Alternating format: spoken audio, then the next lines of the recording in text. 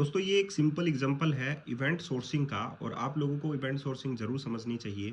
अगर आप लोग यहाँ पर देखें तो यहाँ पर जो इवेंट हिस्ट्री है आप लोग वो इवेंट सोर्सिंग के थ्रू निकाल सकते हैं।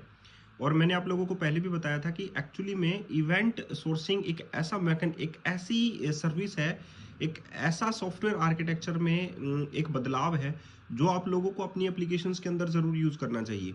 जैसे कि ये कोई स्पेसिफिक ऐसा नहीं है कि डॉट नेट के लिए है या किसी अदर एक स्पेसिफिक लैंग्वेज के लिए है इवेंट सोर्सिंग। इवेंट सोर्सिंग आप लोग किसी में भी कर सकते हैं। ये अक्सर बड़े लेवल के प्रोजेक्ट्स में खासकर बहुत ज़्यादा हेल्प करता है आप लोगों की ऑडिट ट्रेल करने में। यानी कि मान लीजिए कि आप लोग क्रिएट करते हैं तो अकाउंट कभी भी ये नहीं होता कि भाई अगर मान लीजिए कि मैंने कोई ट्रांजेक्शन कर दिया और वो गलती से मेरे पास ट्रांजेक्शन जो है वो हो गया, राइट?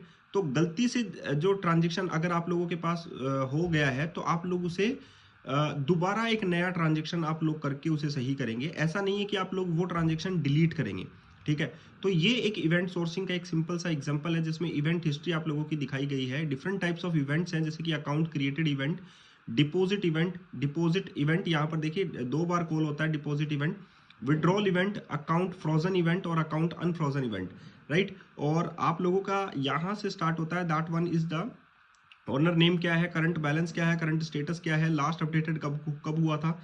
तो ये कंप्लीटली एक इवेंट सोर्सिंग है जिसको आप लोगों को अपने जो प्रोजेक्ट है उसमें ज़रूर यूज़ करना चाहिए। जैसे कि मैंने बताया आप लोगों को कि भाई डॉक्टर है वो आप लोगों के वाइटल्स यूज़ करता है। ऐसा नहीं है कि जैसे फर्स्ट टाइम आप लोग डॉक्टर के पास जाते हैं तो वो ऐसा थोड़ी ना है कि भाई आप लोगों का फर्स्ट डे वाला डेटा जो है वो डिलीट कर देता है, नहीं।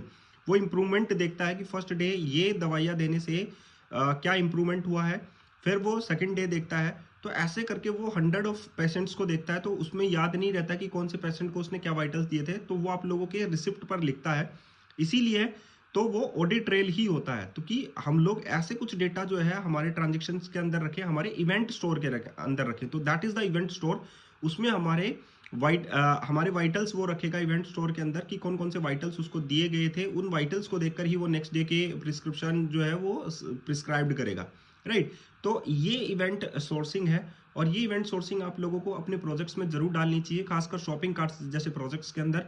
कि ऑर्डर कार्ट के अंदर ऐड हुआ, ऑर्डर जो है वो आप लोगों का रिमूव हुआ, तो रिमूव इज अ फैक्ट। यहाँ पर फैक्ट ही इवेंट होते हैं।